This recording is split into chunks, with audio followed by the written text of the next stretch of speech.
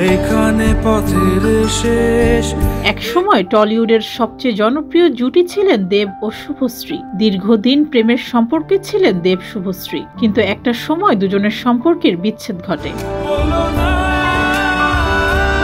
হঠাৎ কি হয়েছিল, কেনই বা ভাঙল দেব শুভশ্রীর প্রেম? জানা যায় সময়ের সঙ্গে সঙ্গে দেবের জীবনে প্রবেশ করেন অভিনেত্রী রুক্মিণী মৈত্র। সে সময় রুক্মিণী মডেলিং এ যুক্ত ছিলেন, কিন্তু সেই সময় শুভশ্রীর সঙ্গে দেবের প্রেমও চলছিল। দেব রুক্মিণীর ঘনিষ্ঠতা শুভশ্রীর কানে গেলে সম্পর্কের টানাপোড়েন শুরু হয়। এক পর্যায়ে দেব শুভশ্রীর সম্পর্কের বিচ্ছেদ ঘটে।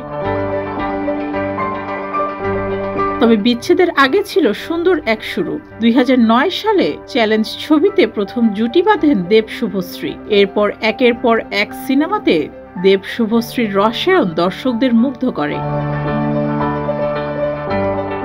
দেবের সঙ্গে সম্পর্কের ইতি টেনে পরিচালক রাজ চক্রবর্তীকে মন দিয়েছিলেন শুভশ্রী। কয়েক বছর প্রেমের পর 2007 সালে রাজকে বিয়ে করেন শুভশ্রী। 2020 সালে জন্ম দেন পুত্র সন্তানের। এখন স্বামী সন্তান নিয়ে সুখী রয়েছেন শুভশ্রী।